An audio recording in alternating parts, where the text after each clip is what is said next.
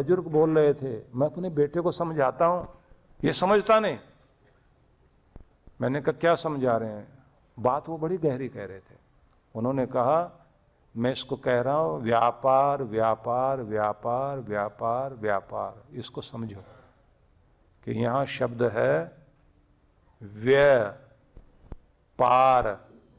व्यय मतलब है खर्चा, और पार का मतलब है पार उतरना, कि खर्चे पर कंट्रोल करना आ गया तो व्यापार करना आ गया, इसको खर्चा कंट्रोल करना नहीं आया तो ये व्यापार क्या सीखेगा?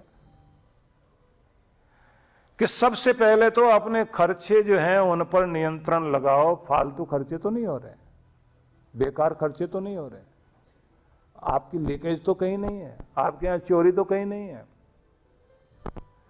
और आपके खरीदारी उस पर आपका पूरा ध्यान है। कहां से खरीदना चाहिए, कैसे खरीदना चाहिए, कहां से सस्ता और ठीक मिल सकता है और सही नाप तोल में मिल सकता है, क्योंकि सारे बिजनेस में ज्यादातर लोग नाप तोल में बहुत चोरी करते हैं। समस्या यही है। रेट तो बता देंगे आपको कम, लेकिन तोल में नाप में कमी कर देंगे। और मजे की बात तो यह है कि जहां कहीं आपको लगता है कि यहां तो चोरी नहीं हो सकती, वहां पहले है। आप अगर मार्केट में शीशा देखने जाएं कि मैंने खिड़कियों के लिए शीशा लगवाना, तो जब आप जाएंगे तो वो जो गेज उसकी थिकनेस वगैरह होती है ना, आप लोग जो उसकी मोटाई देखते हैं, जो शीशा आपने जिस नंबर का जैसे बुक कराया, अब घर में आके तो आप उसकी मोटाई नापोगे नहीं, उन्होंने दूसरे वाला दे देना है आपको, क्योंकि रेट दूसरों से कम करके लगाए हैं। आपकी जो लकड़ी नापी जाती है उसके नाप तोल का आपको तरीका ही नहीं आता, वो इस तरह की लकड़ी आपको पकड़ाएंगे, उसमें कमी आ जाएगी। नाप तोल में बहुत गड़बड़ है। जब आपको चीज को खरीदना ठीक आ जाए तो समझ लेना चाहिए व्यय पर, खर्चे पर कंट्रोल आ गया। अब कमाई कैसे बढ़े उस पर रास्ता बनाना है। तो जैसे जैसे आप अपनी कोई भी अशांति का कारण हो, चाहे आपका बिजनेस है, आपका प्रबंधन है, आपका घर है, जब भी आप जहां से अशांति आ रहे हैं उसको कंट्रोल करना शुरू कर देते हैं तो वहीं से तनाव घटा, शांति आनी शुरू हो गई। और खास बात, पूरा ध्यान रख करके प्राचीन काल से अब तक, पहले इतना तनाव नहीं होता था, तो महीने में 2 दिन की छुट्टी होती थी, पूर्णिमा और अमावस्या। फिर आ गया कि 1 दिन छुट्टी का रख लिया जाए, तो यूरोप से तनाव ज्यादा शुरू हुआ, वहीं से ये बात भी आई कि संडे वाले दिन, रविवार वाले दिन छुट्टी रख ली जाए। तनाव और बढ़ गया, तो हफ्ता हो गया 5 दिन का। अब आपके यहां सिर्फ 2 दिन की छुट्टी। अब उस 2 दिन की छुट्टी का उपयोग कैसे करना है, इसमें यह ध्यान रखने की बात है कि आपको कम से कम 1-2 घंटा अकेले खाली बैठने की जरूरत है। अकेले खाली, कुछ भी नहीं करो, एकदम बंद करो अपने आप को। भले ही आप छत पे चले जाओ, बालकनी में चले जाओ, आप पार्क में चले जाओ, अकेले बैठो। बहुत शांत होने की एकदम जरूरत है। उस समय कुछ भी नहीं, मोबाइल भी नहीं चलाना, आप अपना मोबाइल फोन नहीं चलाना, सेल फोन को बंद कर दीजिए। 1-2 घंटे आप शांत हों, खाली बैठो। वो जो खालीपन है ना, वो आपको बहुत ताकत देता है। इस चीज को हम समझते नहीं। शांत होकर थोड़ी देर आप बैठ कर देखिए, कोई म्यूजिक सुन लो। असल में तो जब खाली बैठो तो उस समय तो बिल्कुल खाली हो जाइए, पूरी तरह खाली हो जाइए। जब आपके पास में फालतू समय होता है उस समय आप म्यूजिक वगैरह या दूसरी चीजें जहां मन लगाना तब लगाइए। ये जो आप खाली होते हैं उससे आपको शांति आती है। प्रकृति के बीच में जाने से शांति आती है, संगीत से शांति आती है, उलझनों को सुलझाकर शांति मिलती है, और जिनके विचार सुनने से शक्ति मिलती है वहाँ से भी शांति आएगी। और सबसे बड़ी शांति का कारण है परमात्मा का नाम। कोई भजन संगीत, कोई नाम जपना, ध्यान करना शांति देगा आपको। और जितना जितना आप शांत होते जाओगे आपकी शक्ति बढ़ती चली जाएगी। आपका मस्तिष्क डिसीजन लेने के लिए तब सबसे ज्यादा पावरफुल होता है जब आपका मस्तिष्क शांत होता है। ये ध्यान रख लीजिए, अशांत मस्तिष्क कभी भी बहुत अच्छे डिसीजन नहीं लेता। आप अच्छी कल्पनाएं, अच्छी प्लानिंग तभी कर पाते हैं जब आप शांत अवस्था में होते हैं। अशांत अवस्था में आप अच्छी कल्पना भी नहीं कर पाओगे। और विजुलाइज करते हो जब आप, वो भी तभी संभव है जब आप शांत मस्तिष्क वाले बने। ये भी याद रखिए, शांति के लिए जरूरी है मौन, और मौन के लिए जरूरी है कोलाहल से दूर होना। क्योंकि जब आप शोर की दुनिया से शांति की दुनिया में जाते हैं, बिल्कुल इतना शोर शराबा जो भी दुनिया का चल रहा है उससे थोड़ी देर के लिए एकांत में आ जाइए। इसलिए मौन आपको कोलाहल से, मौन की यात्रा तब शुरू होती है जब आप बाहर की आवाजें बंद कर दें। ध्यान में एक नियम चला करता है, एक ध्यान कराते हैं हम लोग जिसमें ये होता है कि सबसे पहले तो आप आंखें खोलकर, कान खोलकर सबको एक साथ देखते देखते और उसी अवस्था में एकाग्र हों, और जितनी आवाजें आ रही हैं सबको एक साथ सुनते हुए, जितने दृश्य एक साथ दिखाई दे रहे हैं सबको एक साथ देखते हुए, किसी एक पर ध्यान नहीं टिकाना, पूरे पर ध्यान टिकाना है। पूरा दृश्य एक साथ देखते हुए, पूरी आवाजें एक साथ सुनते हुए एकाग्रता ले आओ। जैसे एकाग्रता आ रही है वो आंखें बंद करके अंदर के शोर को सुने कि अंदर भी कुछ आवाजें चल रही हैं। कितनी आवाजें, कितना शोर अंदर है। अब ये अंदर की आवाजों को सुनते सुनते सबको हटा दो, और उसके बाद देखो मन के अंदर रोड पर जैसे ट्रैफिक आता है, ऐसे कौन कौन से विचारों का ट्रैफिक आ रहा है। ईर्ष्या का, द्वेष का, क्रोध का, लोभ का, सबका ट्रैफिक आ रहा है। इधर से आ रहा है, इधर से जा रहा है, आवागमन चल रहा है। और देखो, निकलने दो। और अब कर्फ्यू लगा दो एकदम। आते जाते सारे जितने भी विचार चल रहे हैं सबको बंद कर दीजिए। रोड खाली हो गई।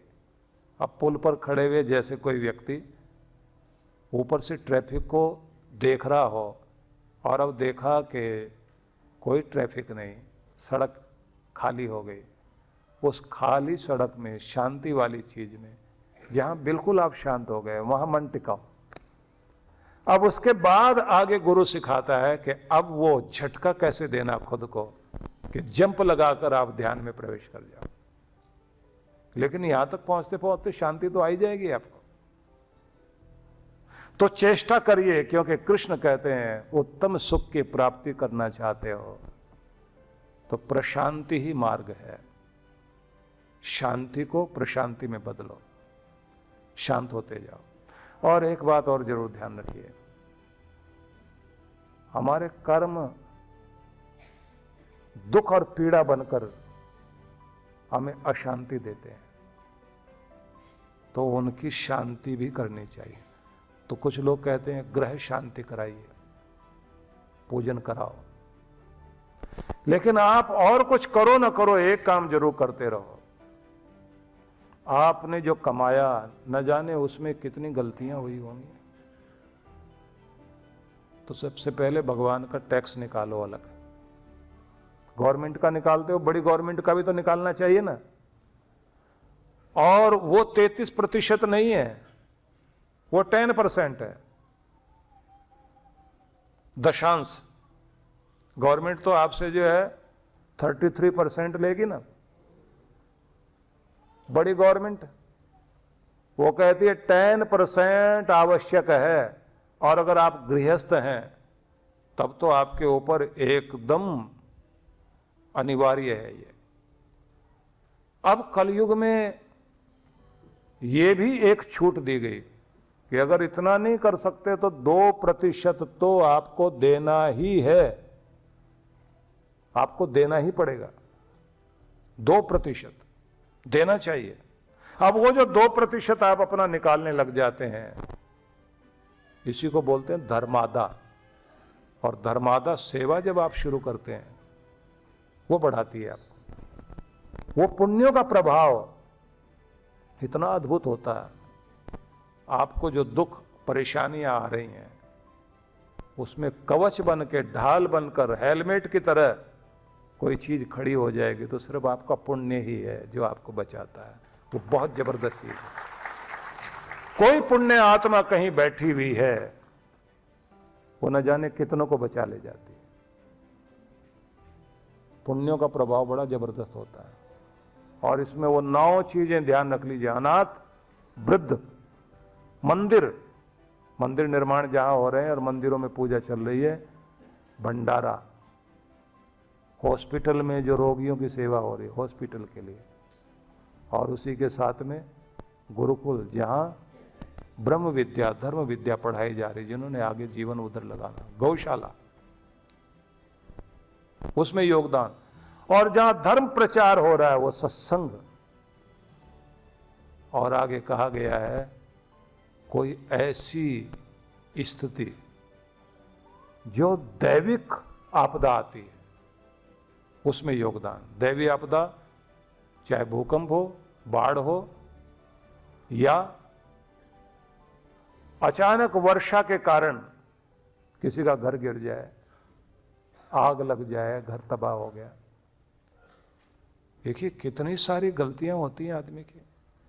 माना जाता है ना कि आदमी की लापरवाही सबसे बड़ा दोष माना जाता है, लेकिन कभी कभी दुख भी किस तरह से सामने आता है। एक सज्जन ने बताया आकर, बोले हम जहां रहते थे वहां घटना घट गई।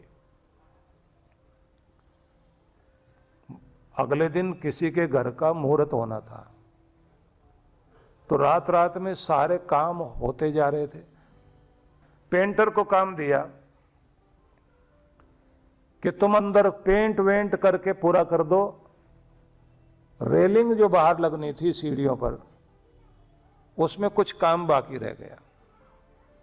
अब नीचे जो है वो पेंट वाले लोग थिनर विनर नीचे रख गए सीढ़ियों के नीचे, और वेल्डिंग वाले आ गए। वेल्डिंग वालों ने वेल्डिंग करते करते जैसे चिंगारी गिरी नीचे। अब थिनर तो पेट्रोल और थिनर वो तो आग जैसे पकड़ता है ना, पकड़ी आग। पूरी कोठी जिसका मुहूर्त होना था ऐसी नष्ट हो गई, सब जल गया झटके में। मुहूर्त होना था, मुहूर्त नहीं हुआ, तब तो कुछ ही नहीं होना था। दोबारा उस व्यक्ति को सारा मकान ठीक करने में 2 साल लग गए। 2 साल लापरवाही किसी की, और पूरा घर तबाह हो गया, पैसे भी डबल लगे। ये तो कृपा रही कि अंदर कोई जला नहीं, मरा नहीं। कहां लापरवाही हो जाए। कौन सा ग्रह नक्षत्र कहो या कौन सा कर्म कहो, कब कैसे सामने आकर के रुलाने लग जाए, और कब कौन सा पुण्य सामने आकर आपको बचाने लग जाए। इसलिए हर व्यक्ति को अपना नियम बना लेना चाहिए कि अपने जीवन से हम जितना सहयोग कर सकते हैं जरूर करें। कुछ न कुछ दान पुण्य भी नियम पूर्वक करें, हाथ से सेवा भी करें, और हो सके जैसे पुराने समय में होता था, भंडारे में जाकर अपने हाथ से भंडारा बांटते थे लोग। कृष्ण भगवान ने तो राजसु यज्ञ में आए हुए जितने भी ऋषि मुनि ज्ञानी ध्यानी थे, उनकी झूठी पत्तल भी खुद अपने हाथ से उठाई, और जो ऋषि मुनि अंदर आ रहे थे, उनके चरण धोने का काम भी अपने हाथों से किया। सूरदास का भजन है ना, राजसु यज्ञ में झूठ उठाई, भूल गए ठकुराई, सबसे ऊंची प्रेम सगाई। कि ये प्रेम का ही तो कारण है कि जिसके कारण आपने अपनी ठकुराई भूलकर झूठ भी उठाई, झूठे पत्तल उठाए और चरण भी धोए। तो इससे कृष्ण दर्शाना चाहते हैं कि तुम कितने भी बड़े हो, अपने सेवा के कारण ही तुम्हारा बड़प्पन बनेगा, और सेवा से दूर भागोगे तो बड़प्पन घटेगा। इसलिए जितना हो सके सेवा जरूर करो।